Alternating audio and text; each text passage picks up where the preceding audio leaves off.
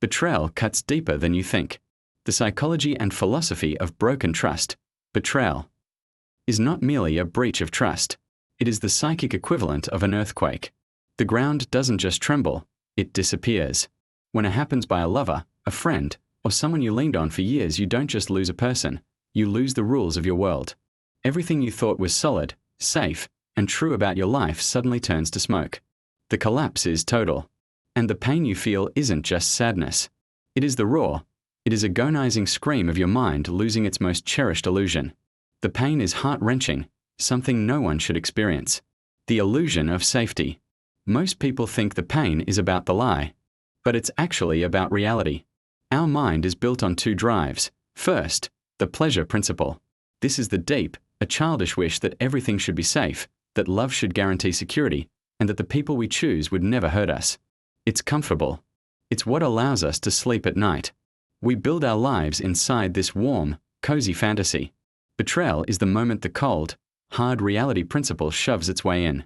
It is the trauma of discovering the human condition, that love doesn't guarantee safety, and that the very people you trust are capable of darkness.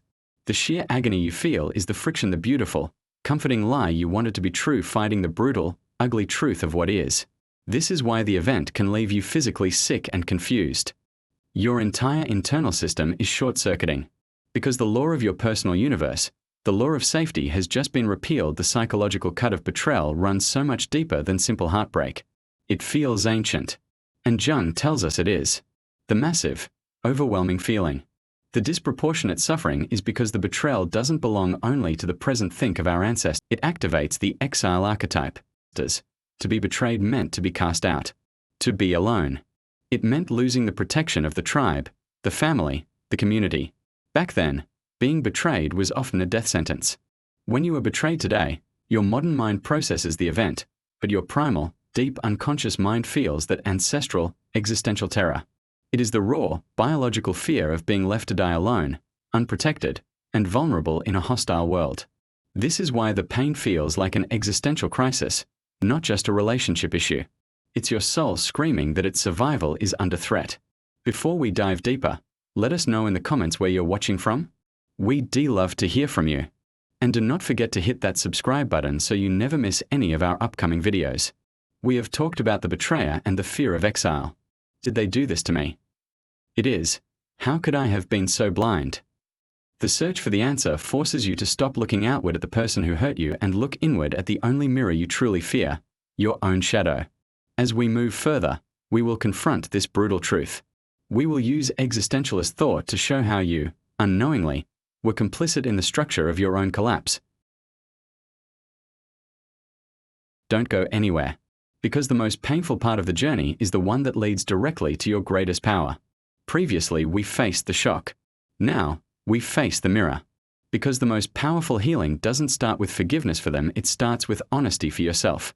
We have to talk about the shadow. Not the betrayer's darkness, but yours. For Jung. When we love someone deeply, we don't actually see them. We take our own deep-seated needs, our hunger for safety. This is called projection. We make them the perfect ghost of what we want them to be. The moment of betrayal is the violent return of that ghost. You didn't lose the person you loved. You lost the idealized projection you had built. The shattering of their image forces you to re-internalize your own naivety. Your shadow wasn't just the betrayer's selfishness. It was your own unconscious hunger that left you wide open. This is the agonizing question. Why did you ignore the little signs? Why did you make excuses? The answer is found in the one philosophy that scares people the most, existentialism. The reason you chose to be blind, the reason you ignored the red flags, is because of fear. But not the fear of being betrayed, but the fear of freedom. The existentialist philosopher Jean-Paul Sartre called this bad faith. When you give someone complete, naive trust, you are essentially telling yourself, my safety is their responsibility. If they are loyal, I am safe. You hand over your power so you do not have to carry the enormous burden of your own freedom. Bad faith is when you choose a comforting lie over a terrifying truth. You feared the loneliness of leaving them, or the pain of calling them out, more than you feared the slow death of staying.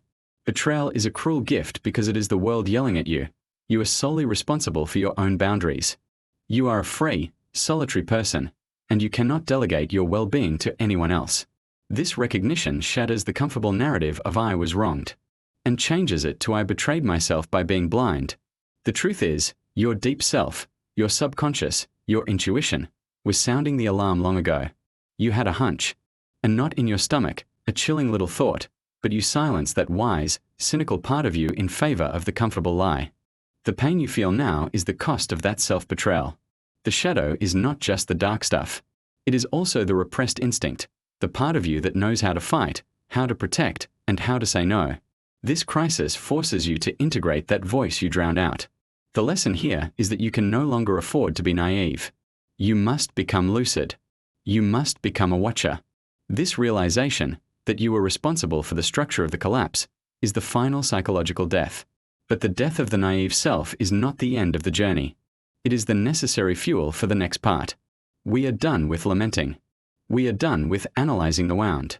Now, we must choose to become the alchemist of our own pain. As we move further, we step into the furnace. We will explore the philosophies of Nietzsche and Stoicism to learn how to convert that terrible, burning pain into unbreakable internal power. You are about to learn how to forge a new self, one that can never be hurt in the same way again. The furnace of transformation, Nietzschean and Stoic forging. Previously, we looked at the mirror and accepted the most painful truth. We were complicit in the collapse of our illusions. We are done being the passive victim. Now, the real work begins. We step out of the ash and into the furnace. The final question is, how do you take that terrible, burning pain, that sense of profound injustice and confusion, and convert it into unbreakable power? The answer lies in two philosophies that treat life as suffering as a workshop for the soul, Nietzsche and Stoicism. Betrayal is a deep crisis of meaning, a moment of pure nihilism. If the person I trusted most could do this, what's the point of anything? The world feels pointless. Trust feels impossible. Nietzsche's answer is not forgiveness, but overcoming. You harness the will to power the supreme, the natural drive inside you to survive, grow, and define your own meaning. The betrayer threw a hammer at you. You must grab the hammer and use it to forge a new, harder self. This means you refuse to let their act be the most significant thing that ever happened to you. You look at the immense suffering and you refuse to let it go to waste. You use that fire to burn away the weakness, the naivety, and the addiction to approval that led you here. This is active creation, not passive healing. This is how you reclaim your destiny from the hands of the person who tried to destroy it.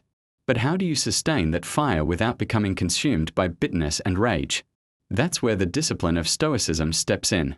The Stoics teach the most powerful mental shield, the dichotomy of control. The betrayer's act, what they did, the lie they told, the damage they inflicted, is external. It is outside your control. You cannot change yesterday. However, your judgment of that act, the resentment, the bitterness, the consuming fantasies of revenge is internal.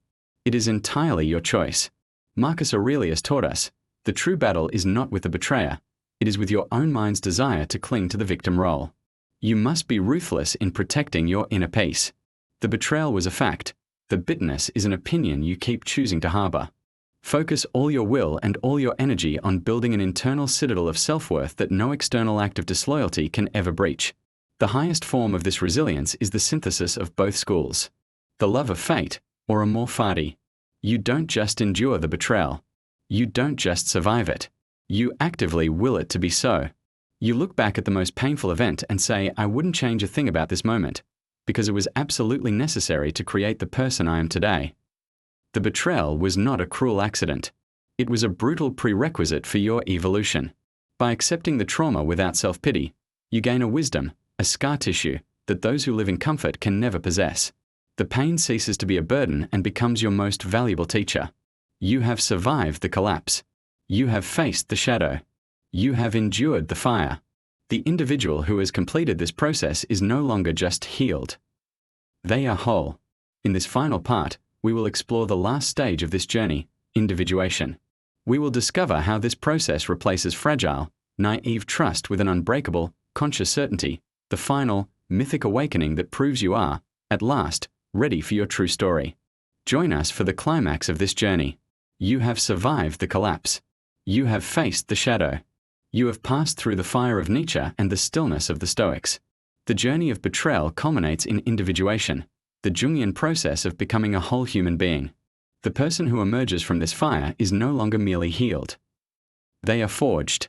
They are not vulnerable to the same illusions because their trust is no longer naive.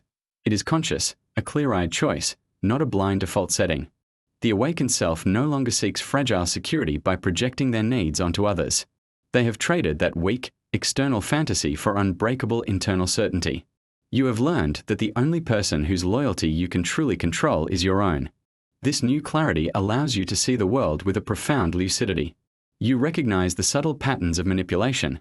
You feel when something is not aligned, and you are no longer willing to bargain with your own peace for the sake of comfort.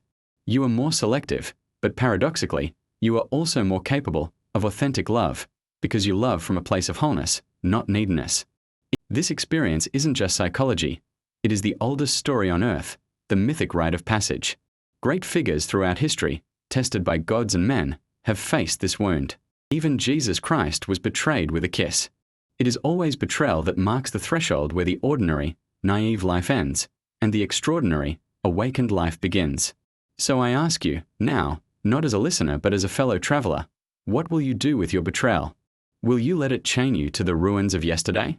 Or will you let it be the fire that forges tomorrow? Pause here. Breathe. Feel your own answer rise. Because the secret no one tells you is this. The worst betrayals are not the end of your story, they are the beginning of your myth. They are the summons to authenticity. The proof that you are ready to live not in illusion, but in truth. And if you can hold on to nothing else, hold on to this. Betrayal does not strip you of power. It returns you to it. It tears away the false shelters, the fragile promises, until nothing remains but the raw, unbreakable core of who you are. That is not weakness. That is rebirth.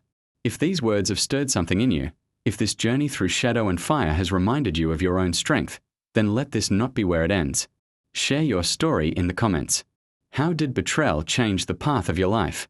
Like this video, subscribe, and share it with those who, tonight, might need to remember that the ashes are not the end. They are the ground from which we rise. And when the silence returns, and you feel the echo of betrayal in your chest, remember this. The story is not over. The fire is not finished. And you are stronger than you know. The end.